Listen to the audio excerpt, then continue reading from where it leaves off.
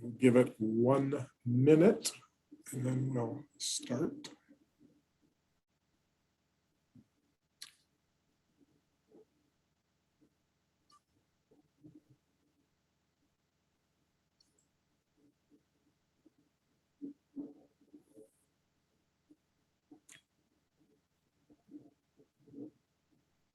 Okay, so we've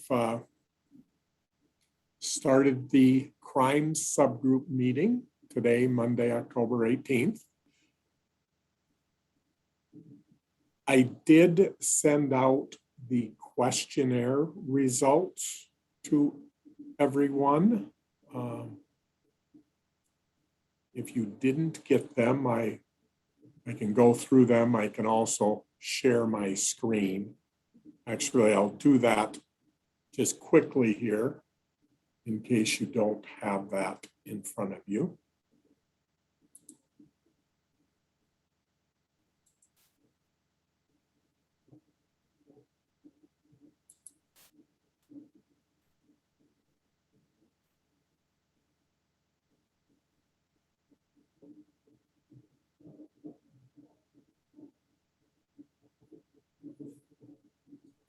So we had one area this morning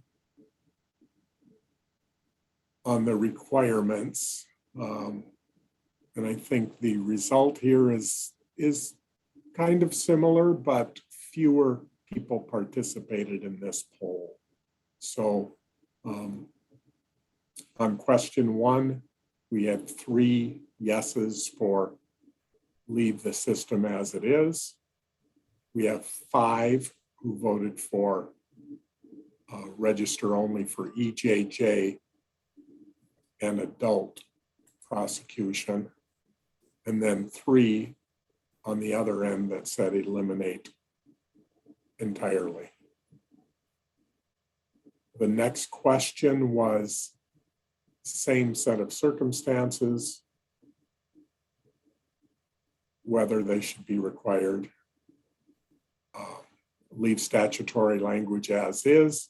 In this one, there are 4 who supported leaving language as it is, 3 that said same set of circumstances, but for a subgroup of the more serious offenses, and then 5 who voted for elimination of same set of circumstances entirely. The third question was non-sexual offenses, whether they should be eliminated or limited for registry purposes. In this case, 2 said leave statutory language as is. 3 said remove false imprisonment and kidnapping from the statute. And then 7 said keep the false imprisonment and kidnapping in the statute, but require registration in limited circumstances. So probably a little more flexibility on that.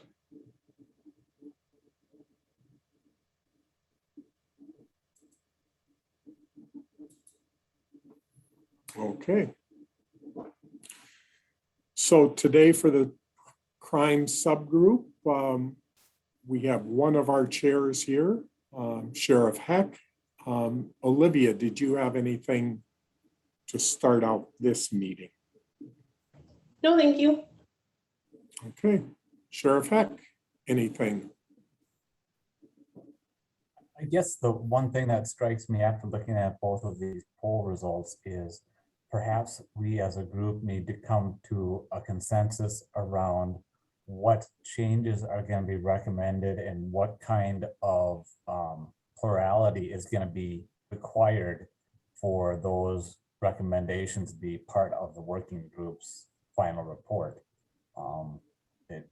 When I look at particularly these results, it looks to me like there's a lot of, well, it's small number of statistics, but there's a lot of things that are almost split equally. So I think maybe that's something we need to tackle eventually.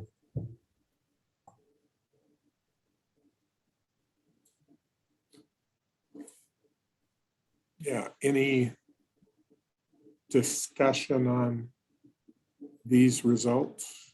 Representative Moeller. Yeah, thanks. I guess I kind of struggled when I took the poll because there were some where it was like, I would be like my first choice and then my second choice and then something I wasn't okay with. So like things that might show a wide difference, we might actually have more in common if we think about like things that we absolutely don't want versus things that we can kind of live with, that sort of thing. Yep, and I think what you can read from this is that there was probably the two extremes that say eliminate or don't make any changes. So you can kind of read something from that. And then the middle truly was the middle part of that question was truly the some flexibility, but some retention.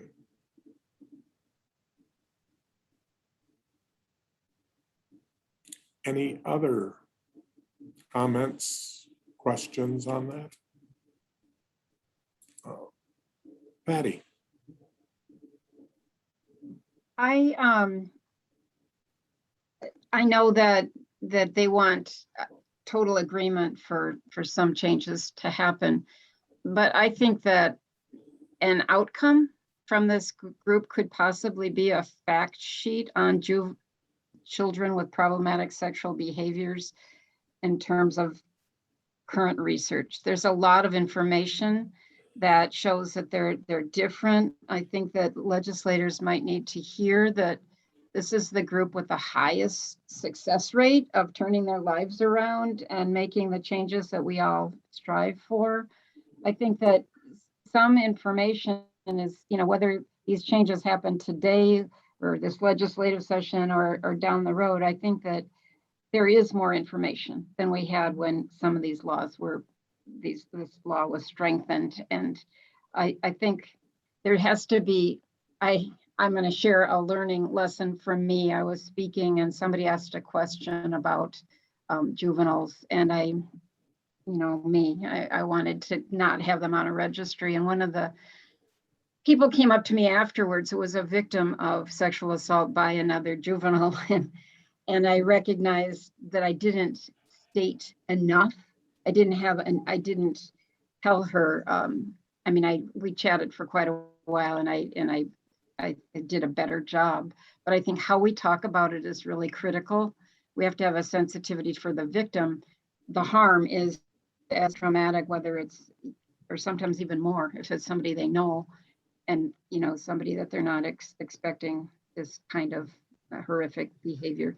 So how we talk about it really matters. And I think that there's a sensitivity to the victims. They also need to know that these kids are going to be held accountable and they are going to be given some treatment, and there is a high success rate for them to never harm again. And I just think that language, we need to put out something, whether it be this committee or some other group down the road that further identifies children with problematic sexual behavior and how that's impacted in our current laws and what we might be wanting to look at down the road. Janine.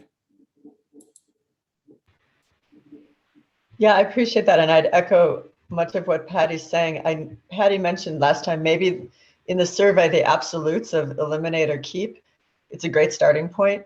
But like Patty mentioned previously about if you keep juveniles, because Sheriff Heck had a credible observation about how it can be helpful and for law enforcement, that maybe it looks different if we keep juveniles there. So it's not equal to having it be adults. So maybe that might be an in-between versus keeping juveniles or not keeping juveniles. So I totally agree with the educating. We can certainly capture and do a fact sheet. I've been sending Brian a couple articles, which he probably already has on juvie recidivism, to put together a presentation if ever that's helpful or not. But we could sure narrow that down if that would be something to incorporate into the written report. And then for this conversation, I don't know if it's at some point we need to think something in the gray maybe to representatives' comments about kind of forced choice in the survey.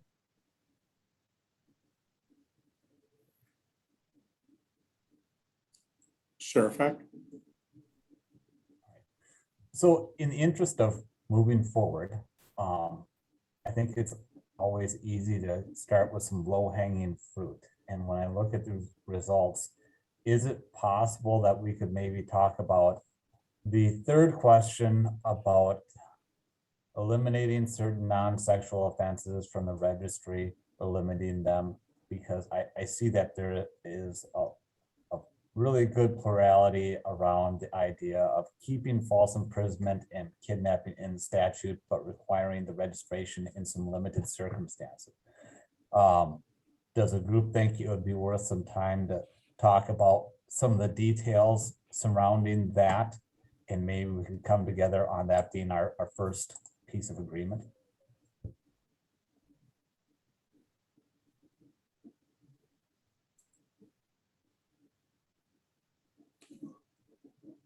Brian? Yeah, just in response to Sheriff Eck's question, I think that's great. I was actually thinking the same thing. It seems like there's a little more agreement, exactly as he just said.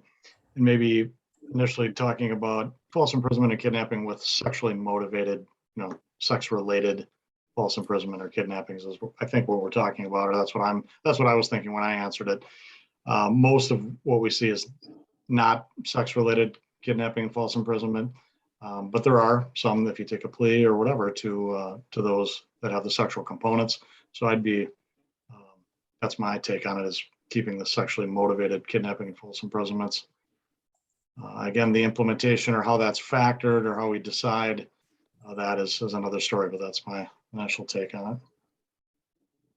Yeah, I was just going to mention that in terms of a process that is not judicial, we are not going to be able to sit there and go through the case file and make judicial determinations as to what was or was not sexually motivated outside of the case file.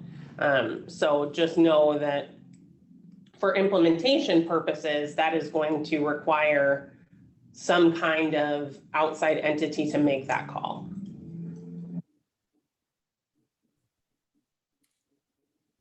And that is probably where that, giving that flexibility within the prosecution judicial process, I think that others have discussed is giving that flexibility to say, is the judge going to say registration is required in this case of false imprisonment or this case of kidnapping because there was a sexual motivation.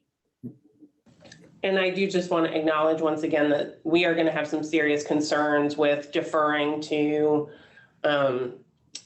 judicial decisions on these items because they can vary so widely and so greatly dependent upon funding for defense, whose attorney you get, which judge you get, those kinds of things. And we hesitate to add an inequitable system that could have a wide variety of outcomes based upon just the situation.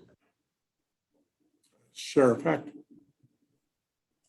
So just to clarify, so I make sure I understand correctly, Olivia, when an offender is presented to the BCA, your job at the BCA is simply to compare the offense that they were charged with and convicted of to make sure that fits within the statutory framework to tell them if they need to register or not. Is that a fair statement? Yes. So we don't make assessments of fact. We don't make any assessments as to the case or the contents, anything like that. It's purely mathematical. So if there were to be a change to this false imprisonment or kidnapping, I see maybe two potential options. Either one, we make that a judicial finding, so a judge would have to decide that, or two, we would have to spend the time to somehow come up with that statutory language that prescribes which ones would be and which ones would not be subject to registration, much like is already in statute. So you'd have to write the statute to say, if you're charged with these offenses and a false imprisonment, then you would have to register versus right now it's if you're charged with false imprisonment, regardless of what the circumstances are, you are subject to registration. Yes, that would get closer. The concern that we have is if there's a gray area. Right now it is highly mathematical. If you meet these standards, if you hit these cues, if you have these charges. And so, yes, that would definitely help, as long as it was clearly delineated by the time it got to us. Jim,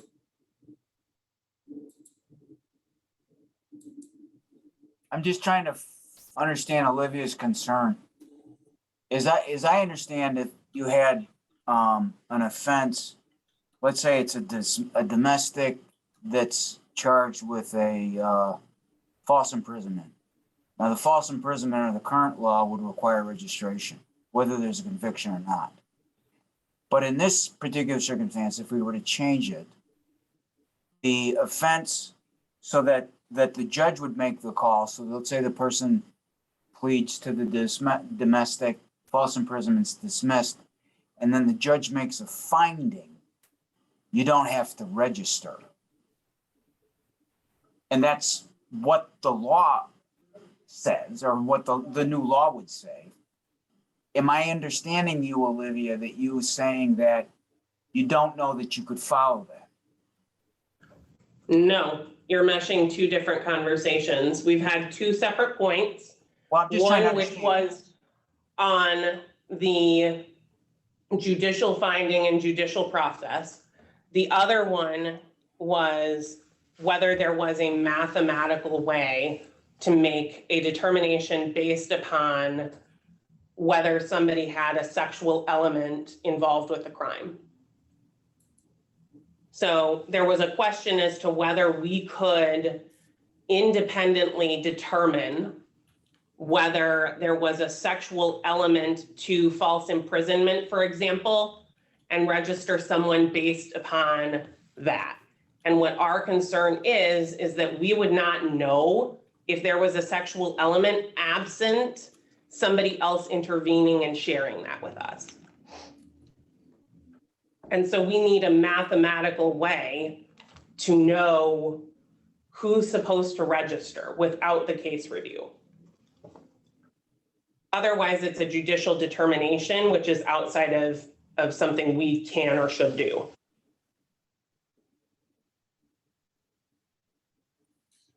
Representative Moeller.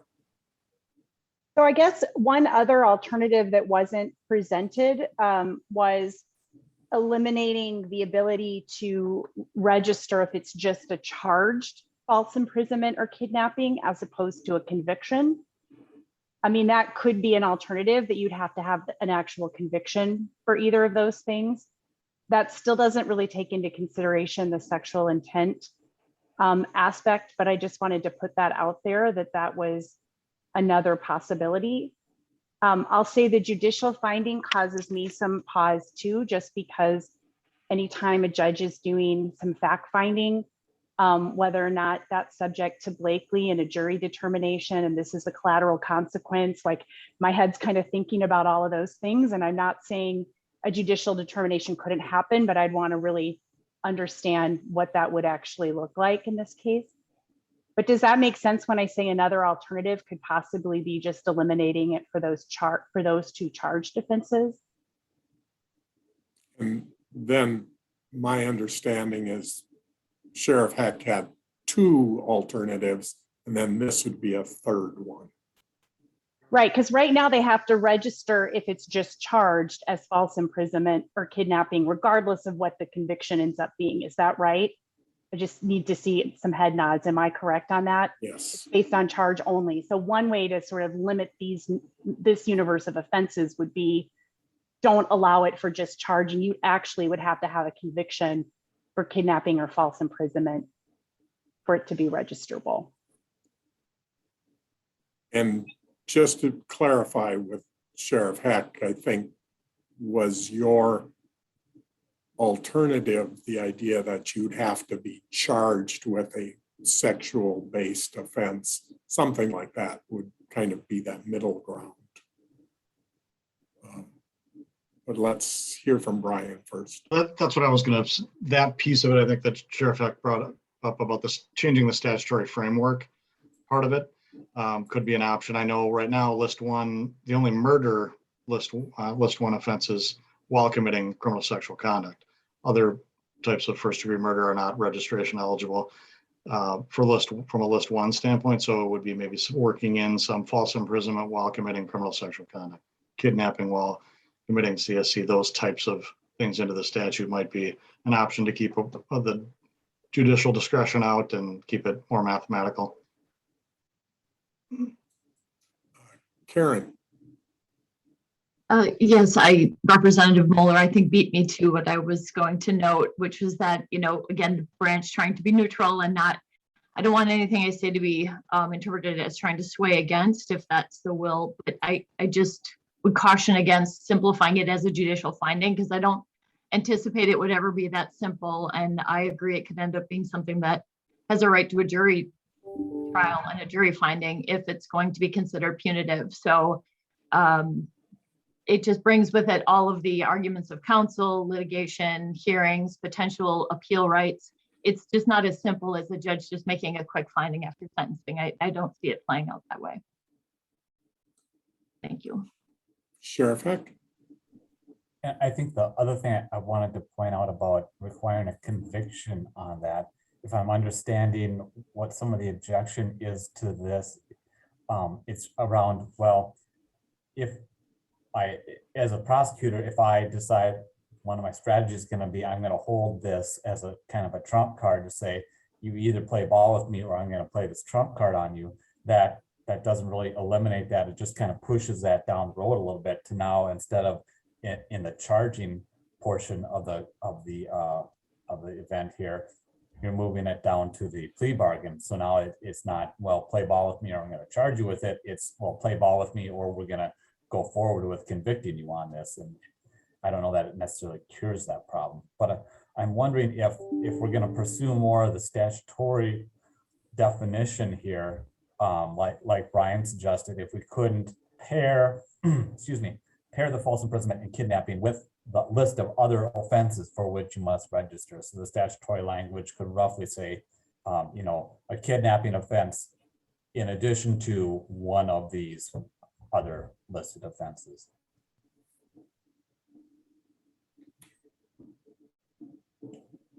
I think that way you could still keep it at the charging level and try to capture the intent of the original legislation and hopefully eliminate this issue that has kind of been this unintended consequence of roping in these people that perhaps were not committing sexual-based offenses or predatory offenses.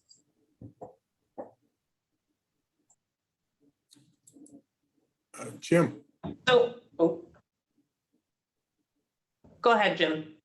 So if you were to sort of take the false imprisonment coupled with if I understand Sheriff Heck's position, that is with an offense that would otherwise be registerable. The fact that that's in the charging in the probable cause section is going to get you registration whether there's false imprisonment there or not, correct? So let's say you've got false imprisonment with a crim sex.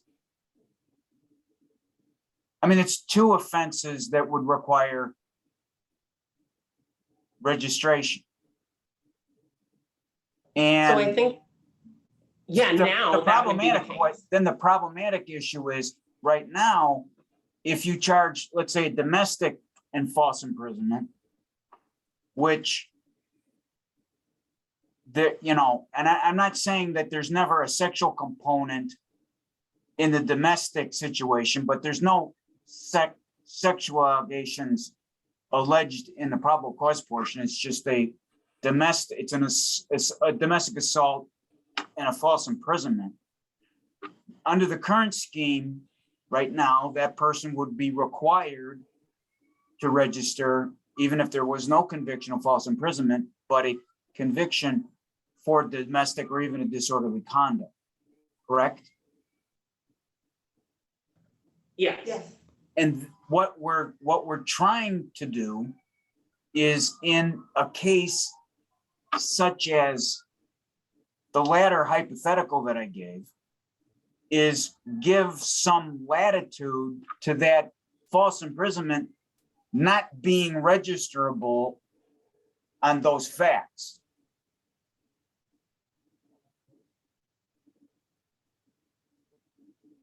Under a new scheme. I honestly am not 100% sure how we want to shape this. I think that's part of, or how folks want to shape this. I think that's part of the discussion. Yes. Just one other point that I want to bring up as we continue to chat about this is, I'd ask that folks think about what happens to the people who are currently on the registry. So when we're talking about making these changes, how does that impact current registrants and what we want to happen to those individuals as well?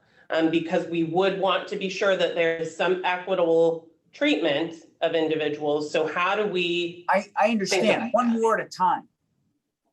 I'm just trying to figure out if it's possible to give more flexibility on the false imprisonment. We can certainly talk about after the fact later. I can tell you don't, you're not receiving my question. I'm just trying to see from the BCA's point of view, what is possible. What's possible is a clear mathematical formula by which we make no judgments of any kind, other than whether they meet basic criteria. So the exact same thing that happens now. We cannot be in the position of assessing somebody. We don't have those capabilities. That's not our job. That's not what we do. We cannot be in the position of making judicial determinations. That's not our authority. That's not what we do. We're given mathematical, here's the formula. You meet these 609.xyz standards.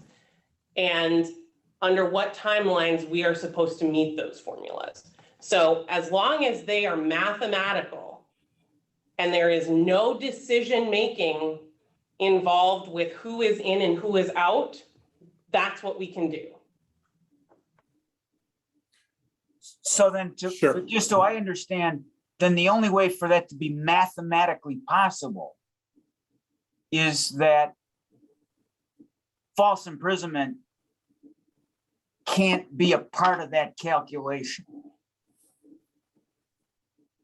No, that's not what we're saying. We're saying that somebody needs to make a decision as to whether these criteria qualify for that.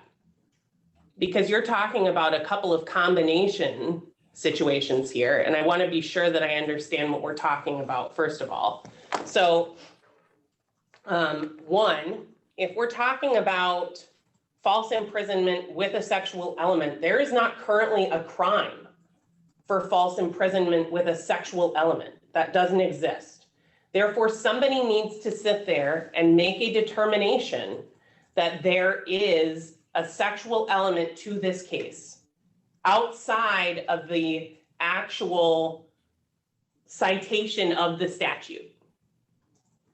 And so that is the point that we're trying to bring up, is that somebody is looking at that case file and making a determination that there was a sexual element. And currently corrections makes that determination. No, Oh, no, What Jim. is he saying? Yes. what? I'm sorry. What was the question? Well, who makes that determination currently? There is no, you don't need it. We don't need it. That is part of the charging and part of the actual final and the conviction under what statute you were convicted. Because false imprisonment is a registerable offense. Correct. So I'm just perhaps trying to Jim, understand.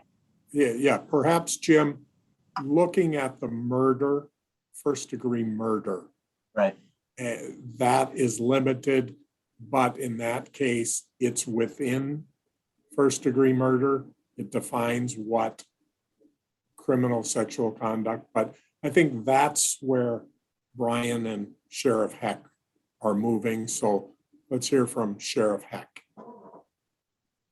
So a couple things. First, I think in response to the most recent conversation, if I'm understanding correctly from the BCA's standpoint, if, for example, the legislature were to add another subdivision to false imprisonment that described a new crime that was false imprisonment and had sexual elements, however that's described, we could have the statute say something similar to like it does with murder. So then all you would need to do would be able to compare the charged offense to make sure it meets that statute, and that would be a registerable offense under false imprisonment. Am I thinking correctly there? Looks like that. So yes, our issue would be with that. Right now, we're talking about two separate things that wouldn't have a citation in and of itself. So when we start looking at the actual crimes, we aren't reviewing the entire case file for each and every one of these individuals. And Right. that's our concern. Right, and yeah, so that can't be part of it. What it has to be from your standpoint is it's charge X, that's a registerable offense, you have to register. Yes, or we need to have the authority to make these determinations. Right. And that is the struggle. Okay, so then the next thing that I was pondering earlier, and perhaps Representative Moeller or Jim or Josh can help me out here. I'm trying to wrap my head around what would be a potential situation where someone has committed a predatory offense, was charged with, say, false imprisonment or kidnapping, but not charged with the other things on the list that make you eligible, make you have to register. And I'm trying to kind of wrap my head around what the legislature had in mind when they included these two offenses as standalone offenses for which you could be. So what we have seen, so let me see if I can clarify this a little bit. Okay. What we see is in our statute, we have the authority to determine someone's registration based upon very set, very strict criteria. And what my concern is that we're talking about a sexual element. What is that? Who defines that? How is that determined? What does that mean? On top of an actual charge. And I don't know how to combine those two things without Right. additional guidance. Yep, and just Now, and so when we're talking about false imprisonment though, what we see a lot is that people will plea down or be charged with that as a result of domestic violence and domestic disputes. And so that was some of the incentive behind those being added to the registration list. Because, for example, somebody would be charged with domestic, or somebody would have a domestic incident and it would be pled down, or they just end up pleading for or being charged with the false imprisonment based upon what the officers knew. right, and just to be clear, I'm just, for the sake of discussion, trying to wrap my head around how these got put in there as standalone registerable offenses for a group of people that we're trying to capture who are potentially likely to be criminals in future sex crimes.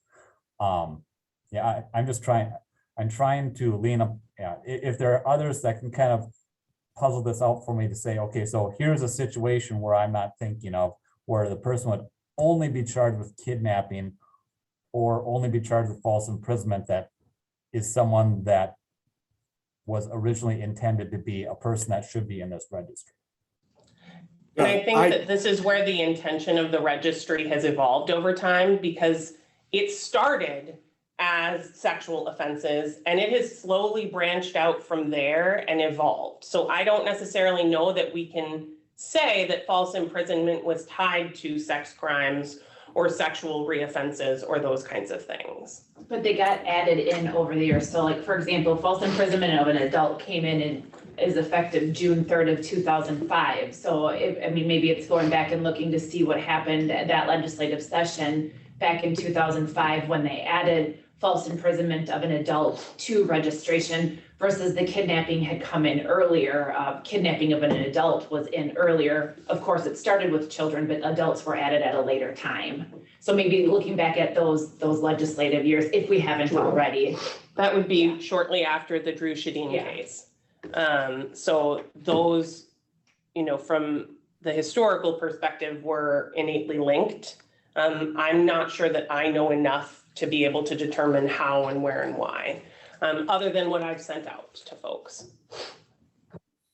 And going back to the original inclusion of kidnapping, one of those big points made early on was the idea that when a child is abducted by a stranger, it's usually for a sexual purpose.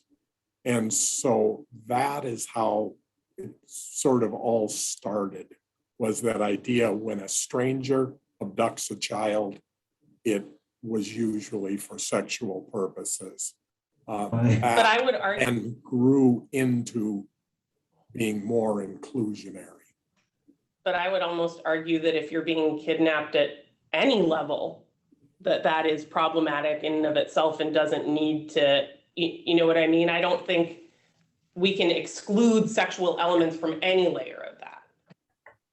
Go ahead. You could go back on some of the biggest cases in this state where you've got people being removed, whether you call it false imprisonment or kidnapping. You've got years and years of victims that there was a sexual motivation along with that kidnapping. Your Katie Poyer, your Drew Shadeens, Joe Larson as a minor, though all of those were sexually driven, whether they're someone's child, and two of those three were adult women, young women, but adult. And I think from what I'm interpreting with the results of the poll, again, we want to keep those people in the mix for sure. Anything sexually motivated, whether it's kidnapping, false imprisonment, a combination of criminal sexual conduct, right? It's the non-sexual elements that Jim described, and domestic, that kind of got roped in. Again, not trying to minimize the domestic assault crimes in any way, but if we're keeping it honed in on sexually motivated offenses, we need to find, again, a mathematical way, and Sheriff Heck and some others have suggested, if there's a way, I'm not a legislator, I don't know the creation of statutes and how that all works and things, but if we can model it similarly after the murder 1 subdivision, is it clause 2, while committing CSC, we can do a false imprisonment while committing CSC, a kidnapping while committing CSC. If you're charged with false imprisonment, that's not that subdivision while committing CSC, and it's domestic or whatever, no registration. That's a mathematical way to do it. If you are charged with the CSC component, registration. Now, in most of these situations, my guess would be if there's a sexual component, you're already going to get a CSC charge too, in addition to the false imprisonment and kidnapping. It's just, but if there wasn't, and it was just for whatever reason they charged with kidnapping while committing CSC, no actual CSC charges were there, you could still require registration for a sexually motivated offense. So.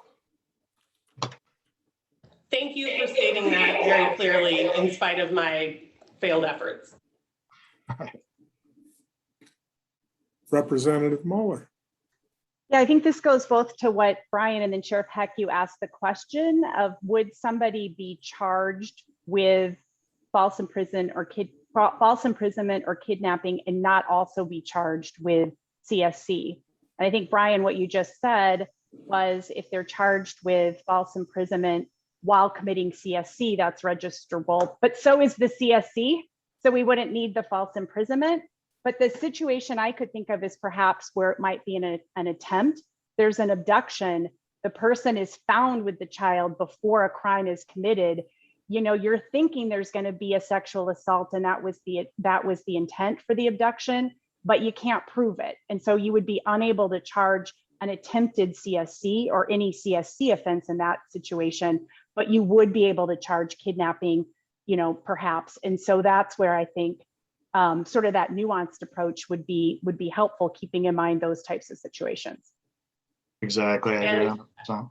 And I do want to also mention, you know, there are a number of individuals and survivors who do not want to attest to those instances, to those injuries, to that experience. So you are also going to face the likelihood that while somebody may know that something happened, an investigator may know that something has gone on, they do not have individuals willing to attest to that are necessary. Or for example, a DNA kit that might be necessary, those kinds of things.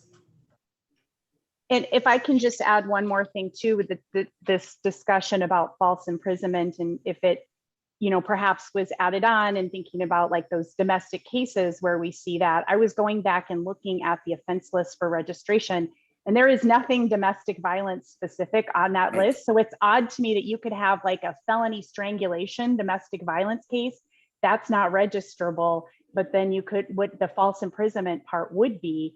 And I'm not saying we should add the DV cases. I'm just saying, like, if the intent is to really get at those sexual assault cases, you know, we're clearly not doing that with the way the law is written right now.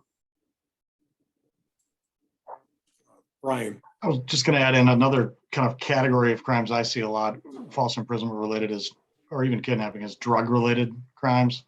You know, somebody stole somebody's drugs and they went back over, grabbed the guy, threw him in the trunk of their car, assaulted him, you know, as a revenge, get back for the drug thing. Or so another piece that we probably don't want to capture from a registration standpoint, just throwing that out there too.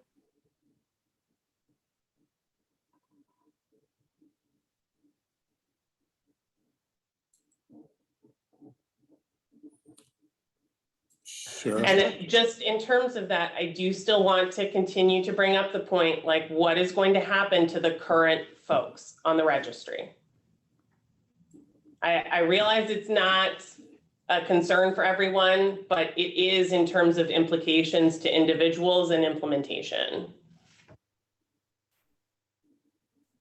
I was just going to comment that it appears this is going to be quite complex to try to work the nuances out, because yeah, I think we've identified a lot of difficulties here. And how do we again write down a prescription or a recipe for that wisdom of Solomon that's going to say this was a sexually based offense versus this wasn't, especially when we have, as Representative Moeller mentioned, attempts. That was an excellent point. So how do we show that this person that kidnapped their victim intended to sexually assault them if we don't have enough information to charge them with that?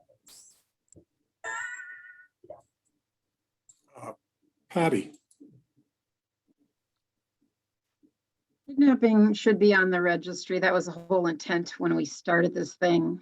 And I can't think of a softer, a kind way of kidnapping. It's for causing harm, and it's usually sexual harm. So that to me is separate from false imprisonment. I can see, you know, as Brian was saying, with drug related things and domestic cases and whatever, but kidnapping of an individual should be on, that's a registerable offense. That was the whole intent of the law at the beginning. And in answer to Olivia's concern, I think that other states have built in an appeals process. You know, it's like, I was put on this and there was no sexual crime. I've been clear for 6 years, and I think that I am worthy of a revisit on this. And I think that that has to be built in whenever we make a change. You know, it's going to impact how we were, but if we don't build how we want to be, you know, when we move forward, we're going to have to create a system for dealing with those who really believe that they were falsely put on the registry, and there be an appeals court or something.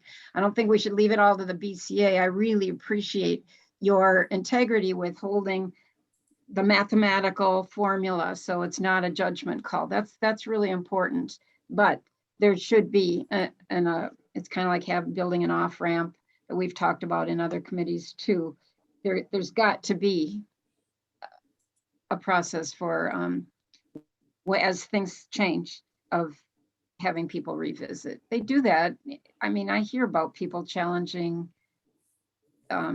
sentencing things years later. I think that this is doable. It's just separate. It's in addition to, and I don't think it should be up to the BCA to have to do it. We have to build in a process for them. Sheriff Heck? If I may think out loud here, and just kind of propose something for the point of discussion, what if the statute were to be changed to say somehow that this does not include cases that are charged in connection with domestic violence? I really, again, I'm just thinking out loud here, so I haven't really thought through all the consequences that go with that. But if we're gonna have a hard time separating out the false imprisonment from, of those who are intending to commit sexual offenses, maybe we just separate out the ones that seem to be the unintended consequences, that we really never intended to have domestic violence perpetrators on this, but they're being caught up in it because of the similarities between their criminal patterns. And I would agree with Patty that, kidnapping of any kind, that person should be on the registry.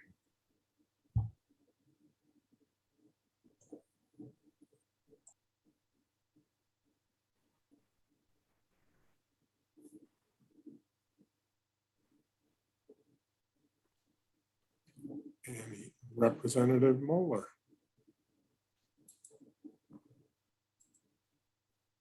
I was nodding along with that kidnapping, but then I was thinking of situations where people are charged with kidnapping if it's like their own kids and it's a custody issue and it may not actually have a sexual component to it, as opposed to like the stranger kidnapping cases. Just wanted to point that out. That is excluded now. That Right. is excluded. That's not registrable. Correct. Right, and we even, like, when we look at our out-of-state offenders, we always need to be careful to make sure we're not grabbing any deprivation of parental rights. So that kidnapping, it's seen, that situation that you're talking about would be seen as that deprivation of parental rights here. Okay. And how is that? So then I'm thinking about looking at how that's worded in statute and comparing that to false imprisonment, to Sheriff Heck's point about eliminating the domestic violence for false imprisonment. Is it just based on the statutory citations for kidnapping and false imprisonment that makes it really clear which category it falls under? Well, for the kidnapping, it all in here, this is not deprivation of parental rights. The kidnapping case is not. And then with the false imprisonment, I think to go into that, I think if you look at how the murder, I think the easiest way, if you're really going to say that false imprisonment with that sexual element to it, like our murder first degree, the 609.185, if you look at that statute, Prin A has multiple prins underneath it. One related, maybe, I'm not sure what one is, two is while committing the sexual crime. You'd have to add something like that into the false imprisonment to get that sexual component outside of charging somebody with the CSC, as Sheriff Heck had said. And it could be something like with intent, either committing a CSC or with intent to commit a CSC. That's always a challenge to prove that intent. Right. It's a whole other issue, but it could be worded in that way.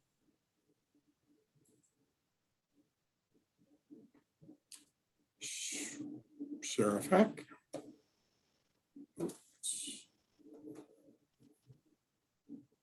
So again, from a statutory construction standpoint, what if the legislature were to change the false imprisonment statute to spell out a subdivision for false imprisonment committed during a domestic violence incident and have that as its own standalone subdivision.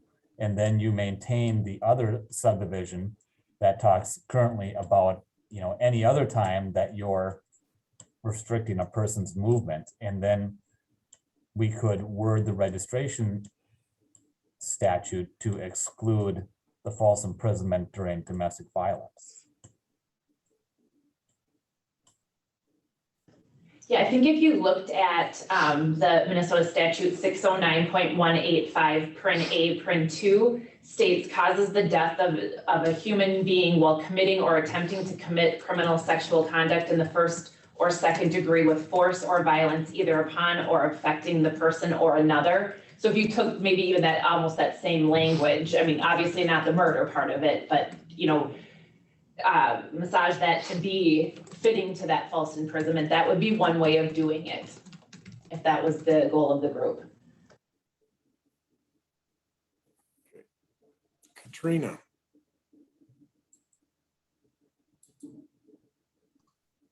There you are. Oh, perfect. I'm just hopeful that somebody can just dive a little bit deeper into what Representative Moeller brought up in regards to the kidnapping, if it has anything to do with your parental rights and how that affects registry. I hadn't heard that before, so I'm just hopeful somebody can drill down a little bit so I can understand that a little better. So there's actually a completely separate statutory section in Minnesota statutes for that kind of incident involving parents taking children with regards to parental rights. So it's 609.26. And so that would be what somebody would be charged or found guilty of. And that's how we're able to divide that, because there is a separate statutory reference altogether.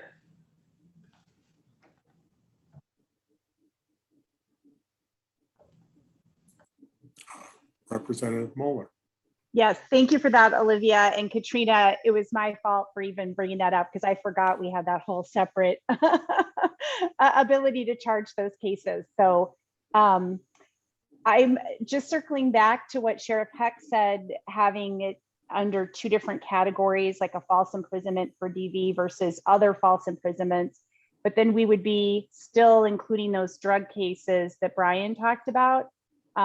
If we had it just in those situations, I almost feel like it's better to have a separate one for sexual assault related offenses. But again, I don't want to use the same language that we use in murder, because that, and maybe someone could put that up on the screen. It might be helpful to actually look at it. But I'm afraid of those cases where like it is sort of that attempt, and how do we prove that if it actually is false imprisonment with the CSC, we're going to capture the registration already for the CSC part of it. But I haven't been able to pull up that language while I've been engaged in this. So I really wanted to, I'm visual and I'd like to look at it if possible. That was going to be my point, actually, Representative Mueller. The same thing. If I know, Katie, you just read the clause 2 about the CSC. Do you have that available, or if somebody could put up? Olivia's pulling it up right now, Brian. Okay, great. Because then we can see what the other clauses are that are not registrable, and if we can model the false imprisonment, kidnapping after those or something, it'd be good. Thanks. So here is murder in the first degree. And clause 2. And clause 2. So this would be the reference that Katie made earlier. And thanks to her again for catching me. And Katie's really the lead over here. Oh no. I'm just the minion. And we're not seeing your screen. We're actually just, at least I'm just seeing a blank screen right now. Oh no. It says you're screen sharing, but there actually is, there we go. We got it. Yes. Okay. They're like, why are we looking at it I so mean, intently? listen, this is, I know, guys. They're like, this is really cool, but also we'd like to see the statute, please.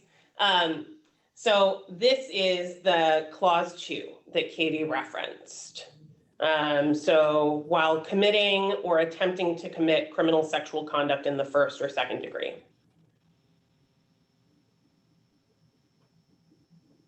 So I'm thinking about this language, if we were to use that for false imprisonment, then we would probably, I'm thinking a person is also going to be charged with CSC or attempted CSC and will have to register for that anyway.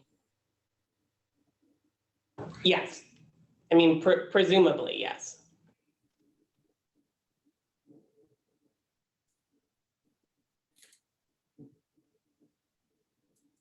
Janine,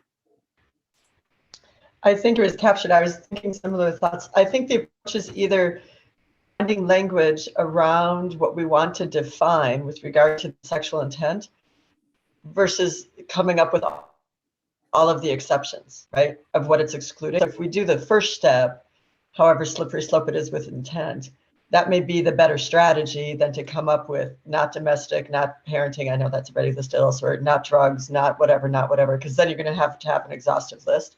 So I think it's worth putting the resources and challenges if we want to pull it up to do just what we're doing, which is to try and narrow it down specific to sex intent.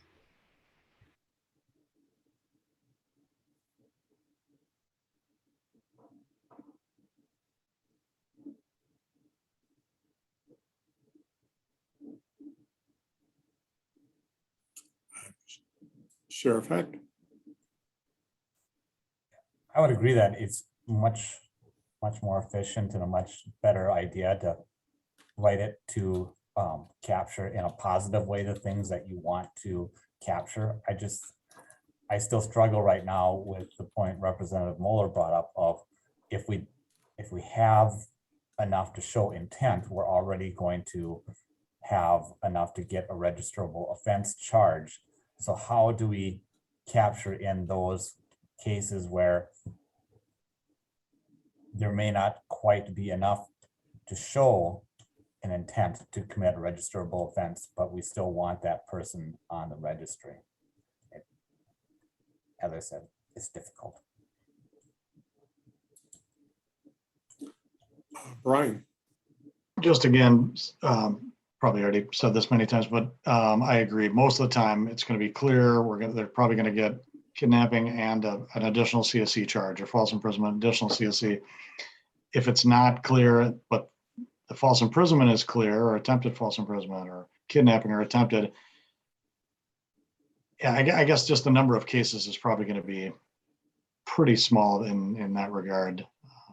Most of the time, it's going to be captured with the additional CSC language, but I don't know, there's times, and again, I've never been a prosecutor, but where at least probable cause statement reads domestic assault in a clear sex offense, and they're not charged with a sex offense for whatever reason. So, the charging decisions and different things factor in. So, but I also agree with Janine that honing the language to what we want, and Sheriff Heck said this as well, and not excluding would be the easier way to go. So I think just using similar language to the murder one clause too, in both false imprisonment and kidnapping seems pretty straightforward. And if you're not charged with that, then there's no registration.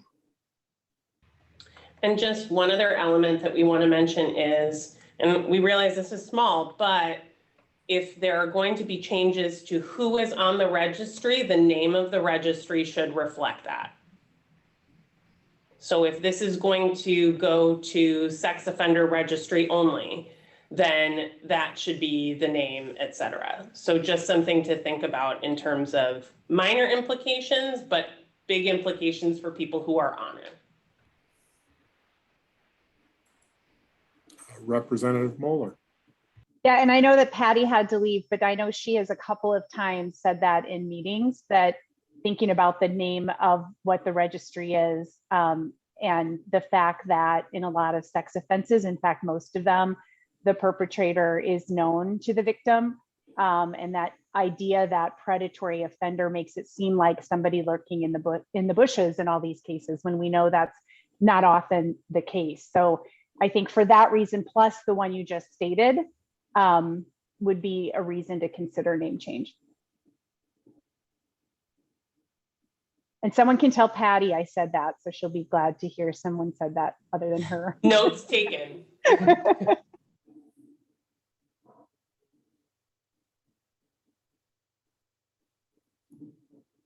She actually caught you saying that earlier at an earlier session too, not quite as extensively covered, but you did mention it.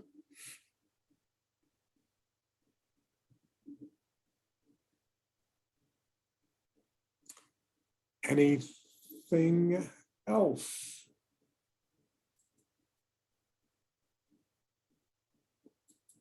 Now, this was the third question.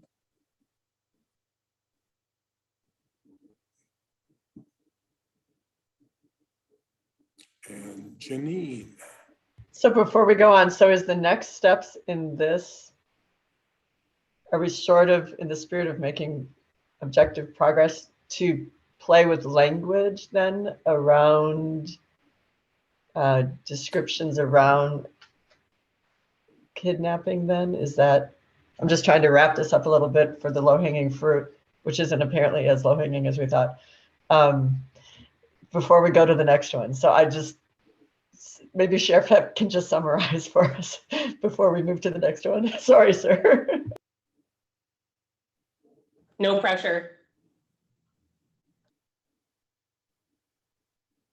Well, if I could summarize that, it's, yes, that is it. And I think there is an interest that it be discussed in the whole group instead of at the earlier subgroup.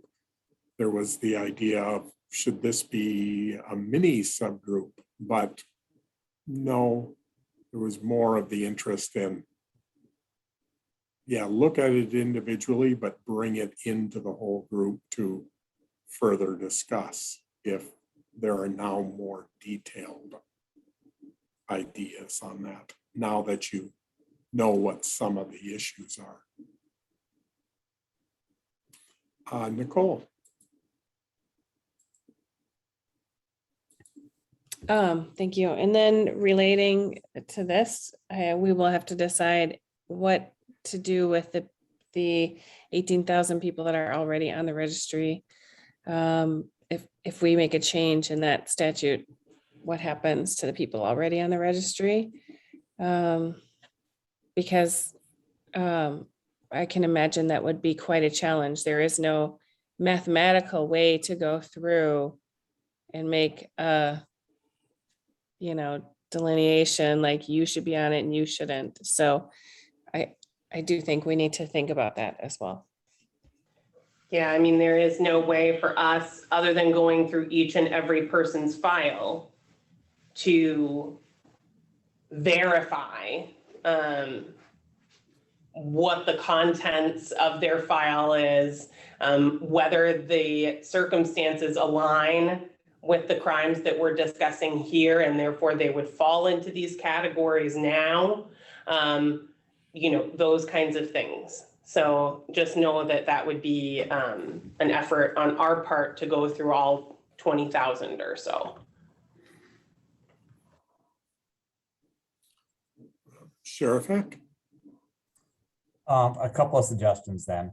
I think you can certainly take kind of the discussion that's happened here to the chair's meeting, and perhaps the three of us could come up with some proposed language that could be looked at the next meeting, and we could decide if any of that language needs to be revisited, or if it's something that the group can agree on for statutory change suggestions. And secondarily, Representative Moeller can perhaps confirm this for me, but I think it's perfectly within the legislature's purview to say any changes that are made apply to people, charged or convicted from this date forward. And while that may mean that, well, there's two different outcomes for people before that date versus after that date, that certainly is not something that would be novel to predatory offender registration. I think that happens all the time when laws are updated and situations are changed. There's that cutoff date, and if you happen to fall under the old law, well, that's your misfortune for having committed that offense prior to the change. And if you happen to benefit from the change after that date, that is your good fortune. Jim. Sheriff Heck is right. language put in the statute, just as he said. I mean, we've seen that, I've seen that many, many, many times. Now, you know, I get that there's an unbalanced fairness, but it might, in some respects, mitigate to providing some form of relief for folks to be able to petition to get off the registry. But that's another kettle of fish.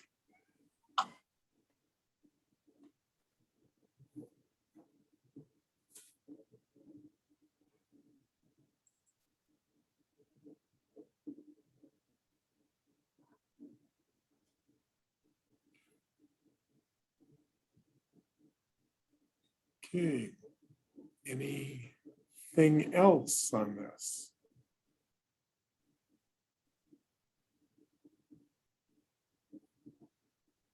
We've got questions 1 and 2. Definitely those were not as low hanging.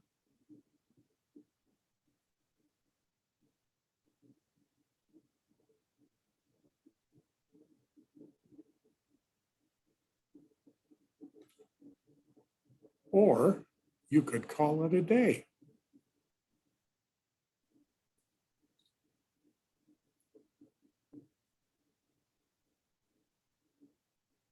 This was probably the most focused of the work group so far.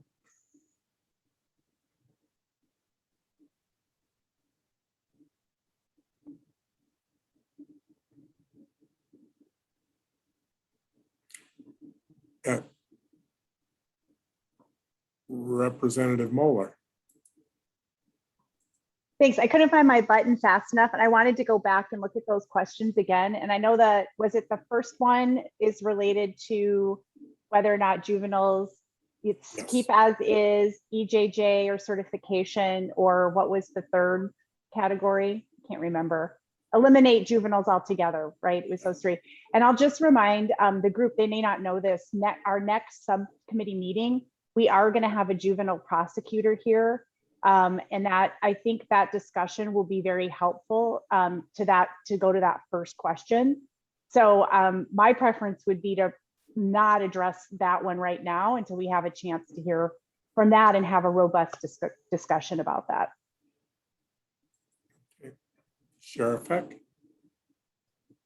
So to question number 2 about same set of circumstances, if I'm understanding the main issue correctly, it seems that the same set of circumstances really focused on this false imprisonment issue. So I guess my question would be for the rest of the group, if we can solve the issue around the false imprisonment, does that cure the need to explore same set of circumstances, or will at least go towards eliminate a majority of the issues surrounding that? I'll throw that out there as a point of conversation. So I do just want to mention though that same set is used for all. And so while yes, there is an element that could be modified based upon the kidnapping discussion that you're currently having, same set is used to apply for all of the references. Okay. That's what I was going to say too. I think it's more broad than that. I mean, I've seen CSC and kidnapping charges end up with a deprivation of parental rights conviction, required to register, and really the guy, long history, many other things going on, very dangerous person. And then you can do a CSC kidnapping, burglary, first degree, breaking into a woman's home, sexually assaulting her, dragging her out of the bedroom, and then plead to the burglary and still require registration. The sexual elements, there wasn't an acquittal, those kinds of pieces. This one's the toughest one for me, just straight up, because I see from the psychology side, the risk assessment side of it. We're not looking at convictions only. I know the attorneys, there's some back and forth on a little bit more on that piece of it, but from a risk assessment standpoint, we look at the whole picture and not what the conviction was. So it's a little more struggle for me on this one. Jim.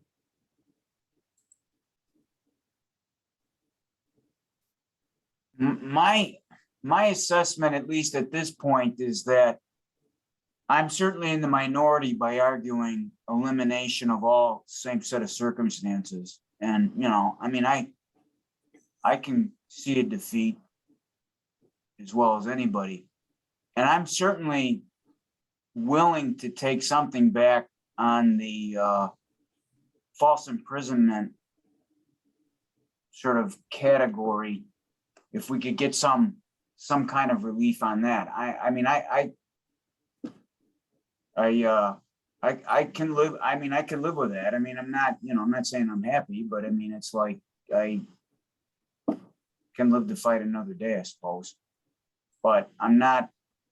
I guess at this point, I mean, I see where the votes are, and I'm not. I know what I'm up against, and I'm willing to move on. If I could get some, if there's some consensus around this, at least on the false imprisonment. I want to be clear, I was never advocating that kidnapping come off. That was never my position. It's just, but there are these circumstances where false imprisonment is just doesn't encapsulate, I think, what the registry is trying to do. Representative Mueller. Yeah, thanks for that, Jim. I think you were actually in the majority vote if you wanted to eliminate same set of circumstances. I think that had the most votes. However, I do hear Brian's concerns, and I think those are very good.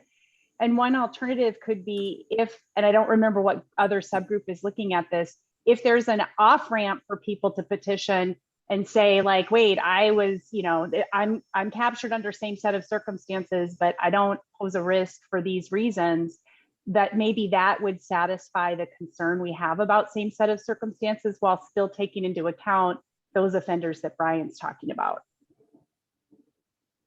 And the one thing that I would mention about the off-ramp, and we mentioned this previously, we just, in terms of the BCA, need to understand what that would look like, what the formula would be for that, who would do that, because those really are adjudications as to whether somebody is a risk, et cetera, or determinations, at least psychiatrically, et cetera. So those are just some of the questions that we have as folks continue to look at this and what they would like to do. Yeah, and if I could just add, is there another group that's looking at this? Is there one of the subcommittees looking at the off I think ramp? the methods subgroup was looking at it as well. So there is some overlap here on this topic. Yeah, and I think that's an excellent point, Olivia. And I'm certainly not suggesting that like the BCA do that. I'm almost thinking of more of like an end of confinement review committee team or something to that effect, that there's some sort of decision maker on, and I don't know if that's the right model, but when I'm thinking about an off ramp, I'm not thinking that you would just make that like look at the circumstances of each case and make that determination. Good. If I'm offering a bill, that won't be in the bill I author. Marion's on here too. I don't think she'd do that too. Brian. Yeah, my comment was really what Representative Mueller just talked about in terms of the off ramp too, and really the other side of the same set of circumstances I've seen when I talk about risk assessment, and not just being based on conviction. We see many guys that are actually convicted of a registration offense, CSC 3. It's a statutory offense. They were 18, the victim was 15. There was consensual sexual relationship, age difference was too much, no other sexual elements, no other criminal history. That guy, was convicted of a registration offense, but also doesn't need to be on the registration necessarily for 10 years. We're talking about off ramp. So it's not all about same set of circumstances necessarily. It goes both ways, but just need to, that I guess.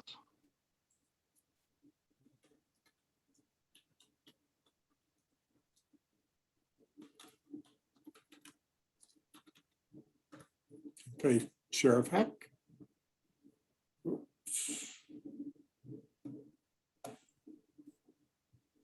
Since I didn't hear anyone say it's a terrible idea for the co-chairs to try to come up with some statutory language, Could Olivia and Mark make sure that's on our agenda for the next co-chairs meeting, please? Yes. Thank you.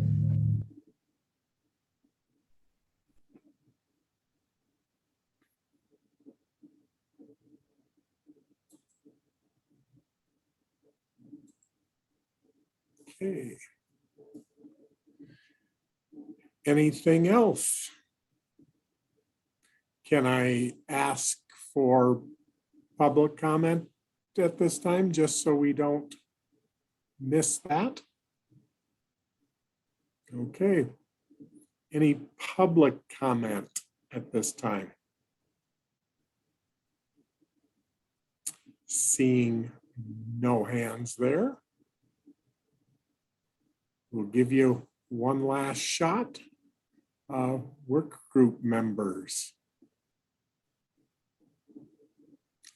Anything else, Olivia?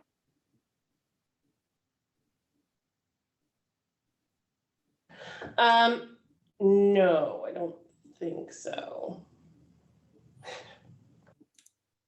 And Sheriff Heck, parting words at this point.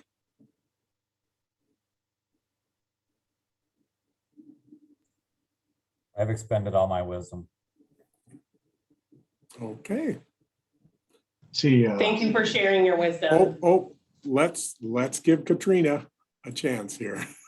I was just trying to say, I think maybe Ashley is trying to raise her hand, but I think she did the clap. So I just wanted to make sure, if I know the reaction buttons sometimes are confusing. So I didn't know if Ashley was looking to get unmuted. Oh, Got okay. it.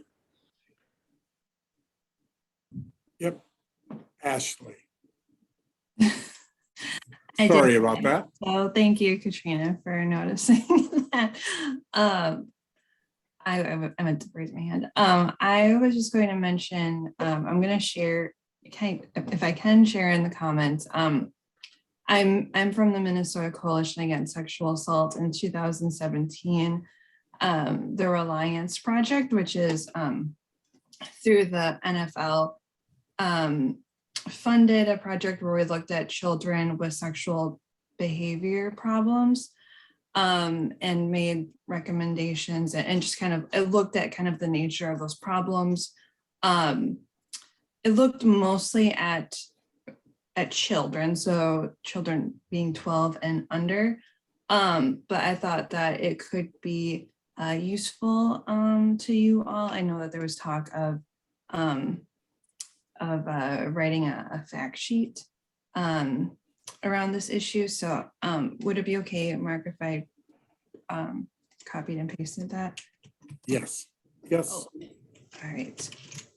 And we'll keep that link and provide that report. Okay, thank you. Okay. Anything else?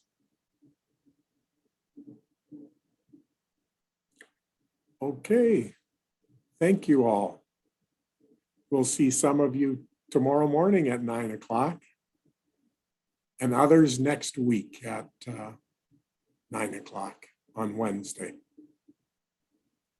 Okay. Thank you.